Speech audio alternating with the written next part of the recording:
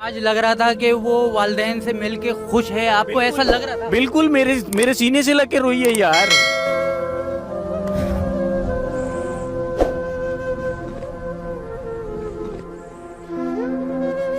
ये बस ये चाहते हैं यहाँ से केस खत्म हो, हम लाहौर बच्ची को भेज दें। लाहौर जाएगी बच्ची, फिर हमें नहीं मिलेगी। आपको पता है कि वो पहले कितनी मुश्किल से मिली, 2 महीने में कितनी एजेंसियों पुलिसों ने इतनी मुश्किल से ढूंढा है। जब पुलिस वाली हैं तो आप नामहरम है, मेरी बेटी के ऊपर मत हाथ रखे। कहता कोई नामहरम नहीं है, मैं बाप हूँ उसका। तो उसके बाबा ने कहा कि नहीं बाप तो मैं हूँ, आप बाप नहीं हो। कहता कोई तुम बाप नहीं हो। मेरी बच्ची हम जिस वक्त एग्री की कि ठीक है मैं जज साहब के सामने बोलती हूँ और मैं घर जाती हूँ, पुलिस ने वहाँ से उसका बाजू पकड़ा और उठाकर बाहर ले जाने लगे। वही सफ़ेद शलवार कमीज वाला आदमी। बहन क्या हुआ कोर्ट में, क्या मुलाकात हुई? पहले तो मैं उस दिन भी मुलाकात नहीं करने दी, देखने भी नहीं दिया। वो जो वाइट कपड़े वाला है वो उस दिन भी बदतमीज़ी करके धक्का दे के मुझे गया, और वहाँ पे भी बदतमीज़ी की। हमने कहा एक झलक देखने दो। जो वो पुलिस वाली है ना, वो मुझे लगता है वो लाहौर से आई हुई हैं, और वो उसको इशारा कर रही थी कि अपनी माँ की तरफ नहीं देखना, तुम नीचे मुँह करो, उसके ऊपर चादर डाल दे कर दी थी। फिर उसके बाद जो नहीं, आज हमने बहुत कहा कि हमें मिलने तो नहीं मिलने दी। फिर सब वकील सब ने सब साथ दिया तो हम मिलने के लिए गए, तो वो मिलने नहीं दे रही थी। फिर मैंने उनको बोला, मैं कहा तुम लाहौर से आई हुई हो ना? नहीं नहीं नहीं नहीं नहीं, पीछे हट गई। फिर मैंने कहा तो अब तुम मुझे क्यों रोक रही हो, मैं माँ हूँ, मैंने पैदा की, मुझे मिलने दो। तो फिर उसके बाद जो ना वो सब ने जब वहाँ पे शोर मचाया कि भाई मिलने दे, माँ है, तो फिर मिलने बहुत मुश्किल से मिलने दिया। मैंने चूमा से प्यार किया। फिर उसके बाद जज साहब को मैंने कहा मुलाकात करवा दे, मैं माँ हूँ। वो उन्होंने कहा जाए मुलाकात चले कर लें। हम जब बात कर रहे थे तो वो पुलिस वाली इशारा कर रही थी उसको कि तुम मत बोलो। बच्ची ने कहा ठीक है मम्मा, मैं घर आती हूँ, मैं बोलती हूँ। वो पुलिस वाला जो वाइट कपड़ों वाला है, उसने फ़ौरन ही कहा ख़त्म होगी मीटिंग, और फ़ौरन ही उसको खींचा और उन्होंने चादरें डाली उसके ऊपर। मैंने कहा आप चादरें क्यों डाल रही हैं इसके ऊपर? ये कहती नहीं खुद पहनती है, वो खुद पहनती है। मैं कहा वो नहीं पहनती, वो तो दुपट्टा भी नहीं लेती थी, आप उसके ऊपर 2 चादरें डाल रही हैं, सांस तो आने दें उसको। तो वो आदमी कहता है, मैंने कहा आप इसके ऊपर हाथ रख के मत जाए, जब पुलिस वाली हैं तो आप नामहरम है, मेरी बेटी के ऊपर मत हाथ रखे। कहता कोई नामहरम नहीं है, मैं बाप हूँ उसका। तो उसके बाबा ने कहा कि नहीं बाप तो मैं हूँ, आप बाप नहीं हो। कहता कोई तुम बाप नहीं हो। बदतमीज़ी करने लग गया और चीखता चलाता हुआ वो लेके भाग गया। वो जब इन्होंने कहा था कि जो है मेडिकल कराएंगे, तो दुआ की उम्र तो तकरीबन 14 साल है, ये 17 साल उम्र किस तरीके से करार दे दी? ये देखिए उन्होंने क्या कहते, उनके पास है दुआ, और ये लोग जो लेकर आएंगे बस ये चाहते हैं यहाँ से केस ख़त्म हो, हम लाहौर बच्ची को भेज दें। लाहौर जाएगी बच्ची, फिर हमें नहीं मिलेगी। आपको पता है कि वो पहले कितनी मुश्किल से मिली, 2 महीने में कितनी एजेंसियों पुलिसों ने इतनी मुश्किल से ढूंढा है। तो उनका चक्कर यही है कि लाहौर भेजें और जान छुड़ाएं, और लाहौर में बच्ची चाहे वो। अब बताएं हम कैसे ढूंढेंगे फिर दोबारा से, जब यहाँ की बच्ची है, यहाँ केस हुआ है, यहाँ हर चीज़ है, तो यहीं वाइंड अप होगा ना। लाहौर का तो काम ही नहीं है चीज़ का।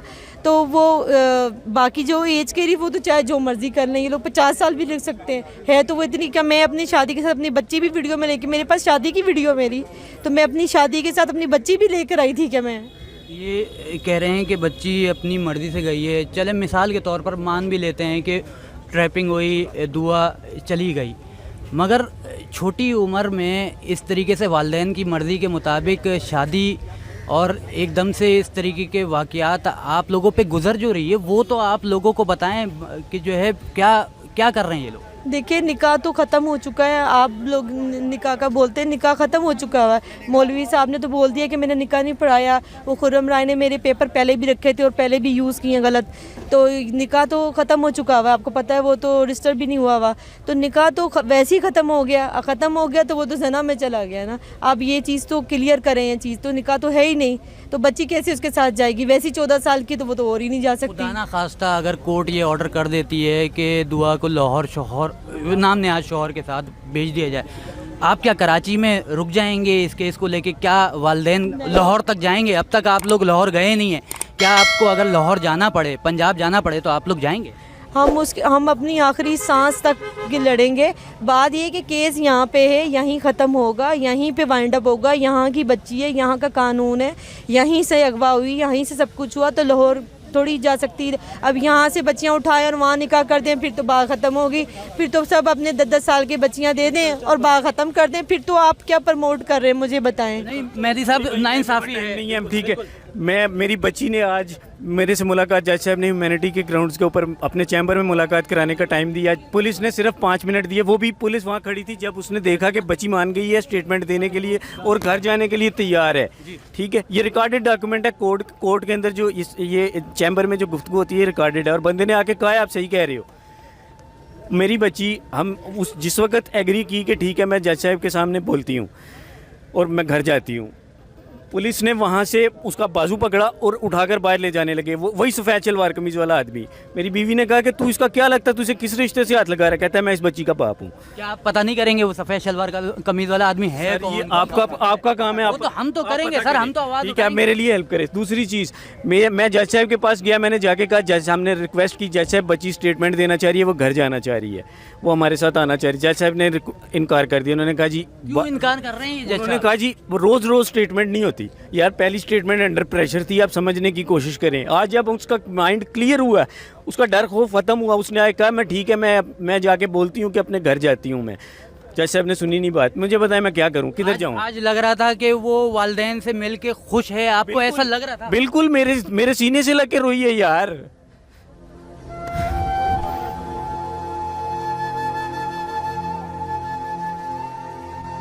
पे हम यहाँ पे रुकने वाले नहीं हैं, चाहे कहीं पे भी दुआ को भेज दिया जाए।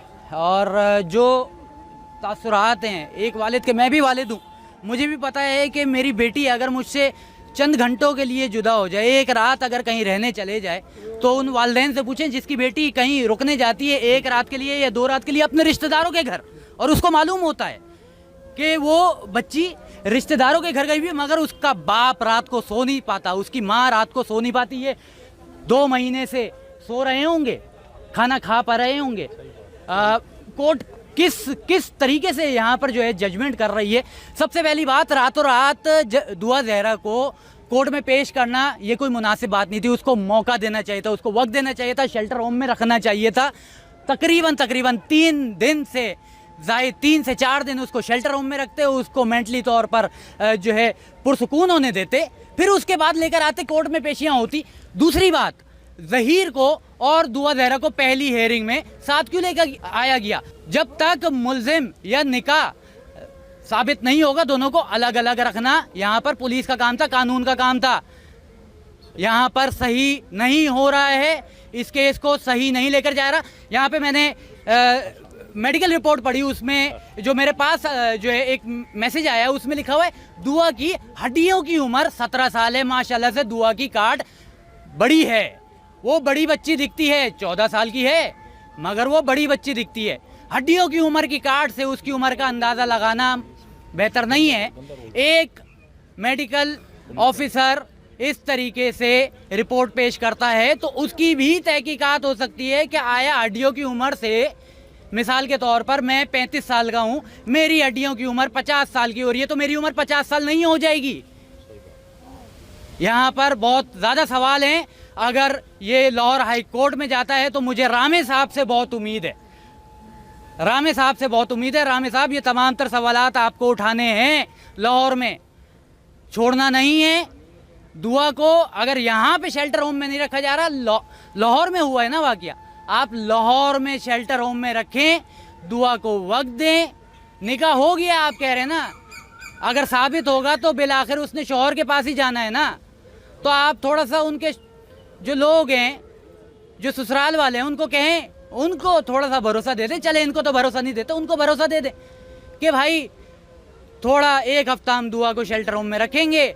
जो लोग जो है इसको बच्ची होने का दावा कर रहे हैं, वालिदैन की शादी को 17 साल हुए, बेटी 17 साल क्रॉस हो गए। नया सवाल है, आया एक सख्त लफ्ज़ है, क्या शादी से पहले दुआ पैदा हुई थी या शादी के 1 महीने बाद पैदा हुई थी? आपने उनके वालिदैन के ताल्लुकात पर एक सवाल उठा दिया 17 साल करार देकर। समझ रहे हैं आप बात को? तो बात तो कहीं और ही घूम गई है। अब दुआ और ज़हीर से हटाकर आपने काज़मी साहब और उनकी वालदा के ऊपर एक तोहमत लगा दी।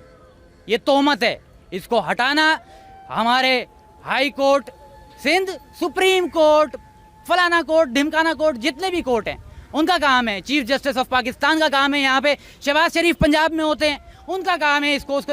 ये सिंध का केस नहीं है, ये पंजाब का केस नहीं है, ये पाकिस्तान की बेटियों का केस है। इस बात को समझें, पाकिस्तान की बेटियों की इज्जत का केस है। आज एक 14 साल की गई है, कल 12 साल की बच्ची जाएगी, उसको 18 साल करार देंगे। फिर 10 साल की बच्ची जाएगी, उसको 16 साल करार देकर पंजाब के रूल पर शादी करार दे दी जाएगी। नहीं जी, इसको ख़त्म करें।